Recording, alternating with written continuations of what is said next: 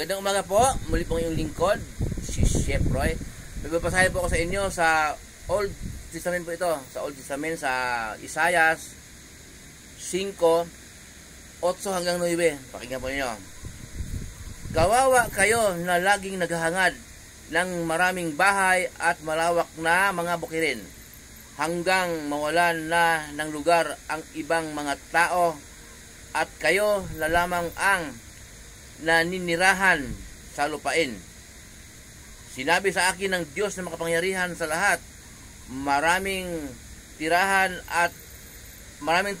ang mawawasak, malaki at maganda mga tahanan, sira at wasak na ito'y iiwan.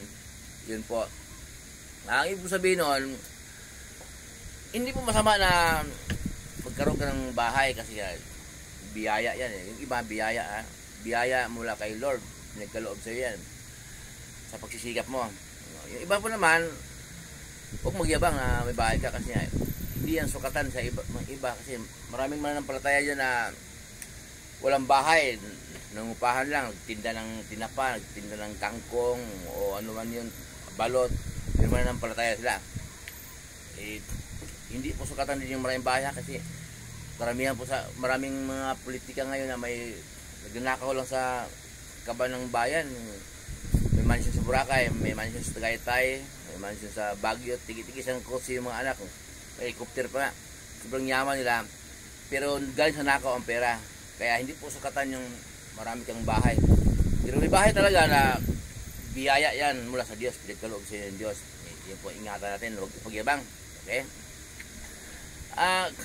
Yung pong pagpaparami pala ng bahay, yung sasabi dito, yung namimili ng lupa hanggang sa wala nang matirhan yung iba.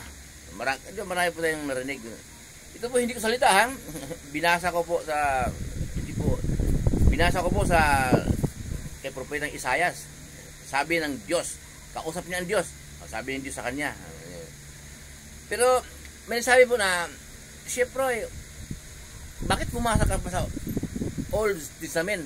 Sabi mo, ang New Testament ngayon ang ating ipamumuhay araw-araw, salita ng ating Panginoon Jesus. Ang sinasabi ko po na binago ng Diyos, yung sa Old Testament, yung turo ni Moises. Yung mahalaga po yung lumang tipan, yung lumang tipan, yun ang sample po ha. Sinabi natin Panginoon Jesus, narinig ninyo, sinabi, huwag kang makikiapid sa hindi mo asawa. Okay, kay Moises yun. Dinugtong ni Jesus. Ito naman ang sinasabi ko sa inyo. Kapag tumingin ka sa kapwa mo na may masamang pagnanasa, nakikiapid ka na sa puso. Binago. At saka, ibig sabihin ng mga turo ng ating Panginoon Jesus at mga turo ng iskriba, mga tagapagturo ng kautusan, doon sa ginaganap doon sa sinagoga, ay nagkukontrahan po. Yun po. Kasi yung turo ni Moises, binago ng Diyos. Halimbawa, noong Old Testament, walang inutos ang Diyos na binyag. Wala po tayong mababasa doon na utos ng Diyos. Ngayon pong New Testament, may binyag na. At si John the Baptist ang una niyang inutusan. Ang unang inutusan ng Diyos na magbinyag, si John the Baptist. Kaya, yung pong panahon ni Moises, inutos ng Diyos na pag nagkasala ka, magkatay ng baka kung malang kasalanan. Kung maliit ang kasalanan mo na kalapate, kung hindi gaano maliit at hindi gaano malaki, tupa, ihandog mo sa templo, susunugin at ang dugo ang bangong samyo para patawarin ka sa yung mga kasalanan.